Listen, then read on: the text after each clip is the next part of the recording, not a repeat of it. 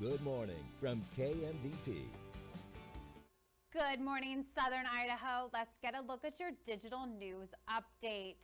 Monday afternoon, the Twin Falls County Sheriff's Office responded to the area of Auger Falls following a report of a possibly stalled jet ski that had gone over the falls. Deputies responded and began searching the Snake River from Centennial Park to just above Auger Falls. The Sheriff's Office was assisted by the Twin Falls Fire Department and Magic Valley paramedics during the initial search from Centennial Park. At this time, there are no further leads, and the Sheriff's Office has no information to substantiate the anonymous call. The City of Twin Falls is looking to speed up construction repairs on Blue Lakes Boulevard South after last week's waterline break. At a City Council meeting last night, the mayor declared a one-week state of emergency to address the damaged road. Aaron Steele, the Assistant Public Works Director, says this will hopefully condense the time frame of the project from months to weeks. However, it depends on the availability of the contractor. So we've already been having kind of preliminary conversations, no details on budget or anything like that, but I've met with one company already on site that kind of took some measurements. Now that we have the permission to move forward, I'll call them first thing in the morning and have them start working on a plan to get the repair done. Steele says the engineering department has to introduce a resolution to the city next week to help continue the emergency request. He hopes they'll be able to start work soon once they secure a contractor. The Bureau of Land Management Boise District is responding to the cinder fire, which is about 10 miles southwest of Mountain Home. The fire is estimated to be 337 acres, and crews are working to suppress active fire spread. The fire was under control around 8 p.m. For the latest updates and public information, you can contact the BLM Boise District Fire Information Line, and the cause of the fire is still under investigation. The Twin Falls Police Department is investigating a series of hit-and-run accidents that happened Sunday afternoon. According to a press release, Twin Falls police officers were dispatched to the 400 block of Fillmore Street following reports of a hit-and-run accident. 2 vehicles had been struck in the area. Police are still investigating and urge anyone with information to reach out to them. If you've taken a trip to the old courthouse in Jerome County recently, you may have noticed a lot of construction going on.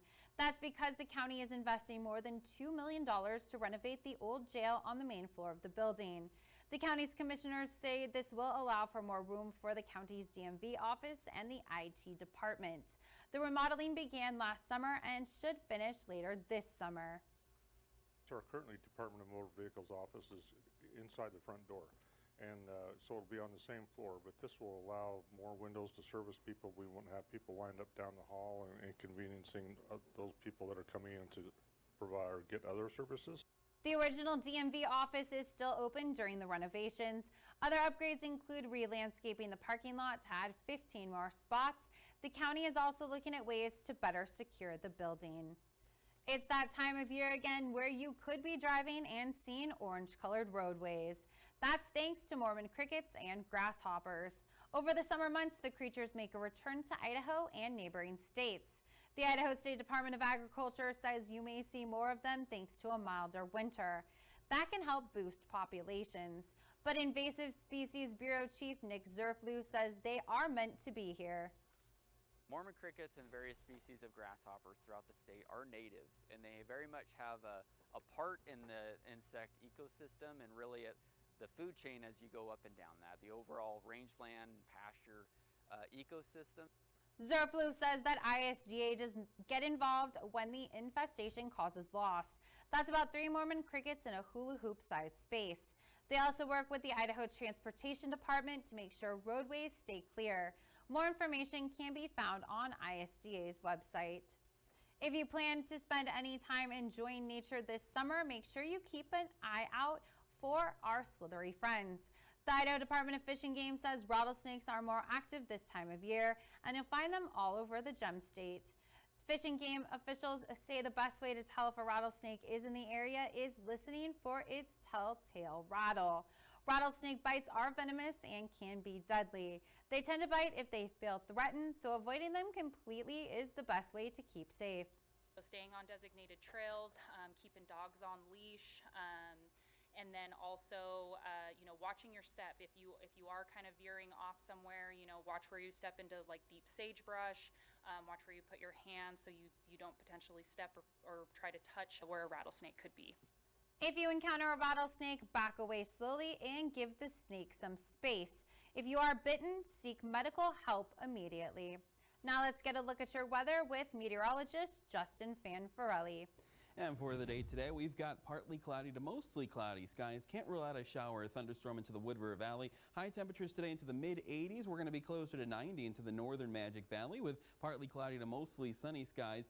Winds still light from a westerly direction around 5 to 15 miles per hour. Lower 80s at Jackpot, but near 90 in Twin Falls and the surrounding communities, also near 90. Into Burley, a little cooler as you make your way into the South Hills. But here's a look at the extended forecast. Showers and storms likely for tomorrow into the Wood River Valley, a high of 72, and then partly cloudy skies Thursday, highs near 80, and sunny on Friday. We stay near 80 through Saturday, mostly sunny skies for the weekend, and partly cloudy Monday, a high of 78. Into the Magic Valley near 80 for tomorrow as we cool down, breezy with showers and storms likely. Then for Thursday and Friday, mid to upper 80s, we do have mostly sunny to sunny skies back. Sunny for Saturday, a high of 88, staying in the upper 80s for Sunday, and mostly sunny to partly cloudy for the day on Monday with a high of 85 degrees.